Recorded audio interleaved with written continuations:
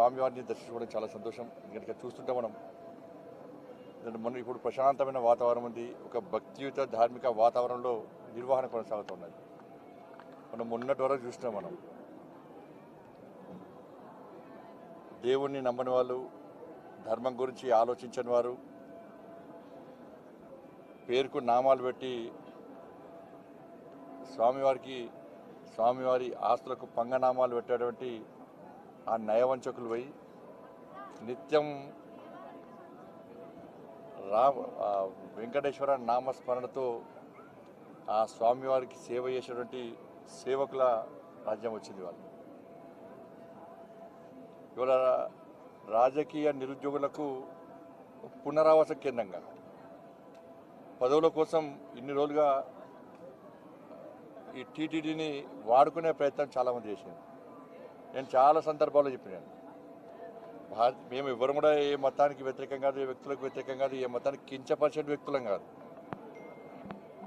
కానీ హిందూ ధర్మానికి వ్యతిరేకంగా హిందువులు ఆరాధ్య దైవంగా భావించినటువంటి ఈ పవిత్రమైన ప్రాంతాన్ని అపవిత్రం చేయడానికి, వారి ఆస్తిపాస్తులు పెంచుకోవడానికి, శ్రీవారి ఆస్తులను కొల్లదోయడానికి, ఇతర మతస్థులకు అధికారం అప్పచెప్పడం వలన ఎలాంటి అనర్థాలు జరిగిన మనందరికీ తెలిసిందే. అందుకే రెండు కొండలవాడ గోవింద గోవింద అనేటువంటి వ్యక్తులు వేరు. ఆ అరాచక నయవంచక పాలన పీడ విరగడైంది. కొద్ది ఏడుకొండలవాడ వెంకటరమణ గోవింద గోవింద అనేటువంటి సేవకులు గారు వచ్చారు. వాళ్ళు ఏం చేసారు? వాళ్ళు ఇన్ని రోజులుగా స్వామివారికి సేవ చేయడం ముఖ్యం కాదు వాళ్ళకు. నేను నిన్న వచ్చిన సాయంత్రం, నిన్నటి నుంచి వస్తుంటే ఇక్కడ సిబ్బంది కానీ అనేక మంది భక్తులు కానీ ఇక్కడ గత పాలకులు, గత కమిటీ నిర్వాహకులు చేసినటువంటి నిర్వాహకం గురించి చెప్తా ఉన్నారు. అక్రమ దందా, లంగ దందా, లఫంగ దందా, దొంగ దందాలు చేసి వాళ్ళ స్వామివారి ఆస్తిని, జాతీయ సంపదను కొల్లగొట్టే ప్రయత్నం చేశారు. వాళ్ళ ఎర్రచందనం, వీళ్ళంతా వీరప్పన్ వారసులు. అంతా కూడా వీరప్పన్ వారసుల చేతిలో మొన్నటి వరకు కూడా టీటీడీ ఉండే.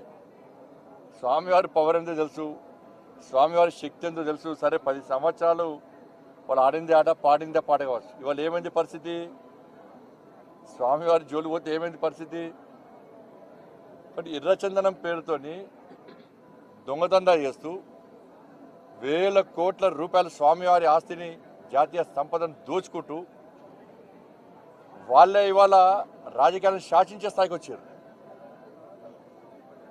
రాజకీయ నాయకులను వాళ్ళ గుప్పిట్లో పెట్టుకొని ఎన్నికల్లో గెలవాలన్నా, ఎన్నికల్లో ఖర్చు పెట్టాలన్నా, పార్టీలు నడవాలన్నా, చివరకు ప్రభుత్వాన్ని కూడా అప్పులు ఇచ్చే స్థాయికి వచ్చినంటే ఇంతకంటే దుర్మార్గం, ఇంత సిగ్గుచెట్టి కూడా కాదన్న విషయాన్ని మనం గుర్తుంచుకోవాలి.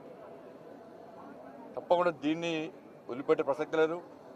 గతంలో విషయంలో చంద్రబాబు నాయుడు గారు మాట్లాడారు, పవన్ కళ్యాణ్ గారు మాట్లాడారు, మా భానుప్రకాష్ గారు, అందరూ కూడా ఈ విషయంలో చాలా సందర్భాల్లో ఫైట్ చేశారు.